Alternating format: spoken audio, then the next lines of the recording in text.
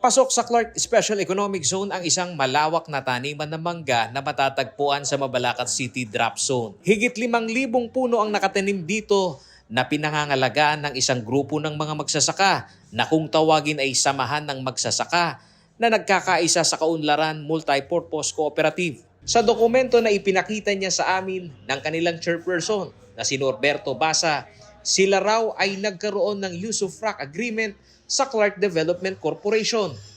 Ayon kay Basa, lehitimo silang magsasaka at pasok sa use of frac agreement ang kanilang ginagambol na lupa na nasa higit 100 hektarya. Ang cover po niya yan almost 101 hectares. At meron din kaming use of frac agreement na napirmahan between CDC and Samanaka Multipurpose Cooperative noong May 3, 1999. Sila umano ang mga displaced agricultural workers na biktima ng bulkang Pinatubo at sa mahabang panahon kinikilala ang kanilang samahan sa anumang development project ng Clark Development Corporation at Business Conversion Development Authority o BCDA, gaya ng development sa right-of-way ng Subic-Clark-Tarlac Expressway. Sa pagkakatayo na po ng STX, tinamaan din ang drop zone. Sa time na yun, 2005 yon, ang lahat ng tinamahan ng area, crops, structures, trees, binayaran po ng STX ito, ng BCDA.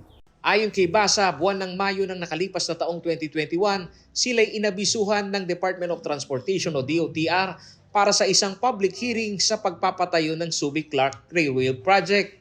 Laking gulat anya nila sa sinasabing sistema na hindi na raw gaya ng proseso na pagbibigay ng makatwirang kompensasyon sa ilalim ng Right-of-Way Act o RA 10752 na bawat halaga ng agricultural infrastructure at mga punong kahoy ay maia-assess base sa assessed value. Hindi sila magbabayad sa mga puno. Walang kabayaran ng mga puno. Kung hindi, magbibigay lang sila ng financial assistance. Ang pinaka-maximum, 100 pesos per hectare. 100,000 pesos only per hectare. Gaano man siya kaproduktibo. Punto ng mga magsasaka ang inconsistency sa pagpapairal ng batas na right-of-way dahil bago pa masakop ang 50 hektarya na taniman ng mangga, ang Malolos Clark Railway Project ay may assessed value na sa mga punong kahoy base sa edad nito o produktibo ng lupa. Dito kumatig naman ang City Agriculture Office ng Mabalacat sa apela ng mga magsasaka na apektado ng railway project ng DOTR.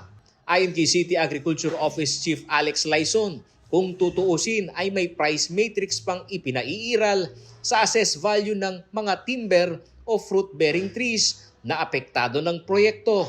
Sa pag-assess naman ng mga alaman, pagdating sa mga timber, nandyan na sentro, meron tayo sinusunod na binuo ng Mabalacat City Government, yung Mabalacat City Tree Appraising Committee.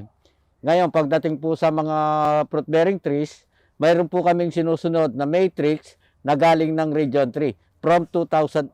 Yun na po ang ginagamit na matrix sa development at sa pagbabayat ng mga investor dito sa loob ng Clark. Sinabi ni Laison na dinidinig na rin sa Konseho ng Mabalacat City ang hinaing ng mga magsasaka at ang panig ng CDC at BCDA. Ngunit anya, sa inisyal na hearing, inilalagay sa kategoryang informal settlers ang ilan sa mga magsasaka na nasa loob ng drop zone. From the very beginning na nagumpisa to, yung City Agriculture Office ay tumutulong na dahil nga sila ay mga farmer, no?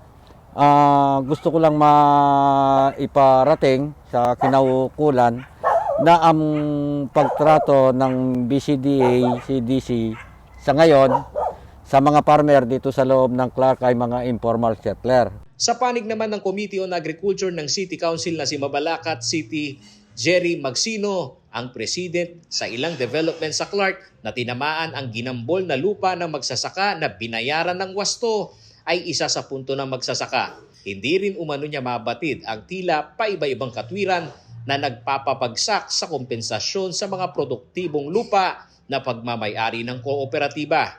So sa akin po bilang committee chairman ng agriculture, parang nakikita ko, sabi ko sa hearing na po yung nakarecord, nararamdaman ko sa aking puso, parang hinahanapan nyo kung paano, parang wala kayong bayaran sa mga ortelano, sabi ko. Agad na nakipag-ugnayan ng CLTV News sa tagapagsalita ng CDC na si Eric Jimenez, ngunit tumanggi muna itong magbigay ng pahayag at ito'y i-coordinate muna raw sa lead agency ng CDC at BCDA ang issue sa mga magsasaka. Habang sinisikap naman ng CLTV News, nakuhanan din ng panig ang DOTR sa nasabing usapin. Paolo G. Santos, CLTV News.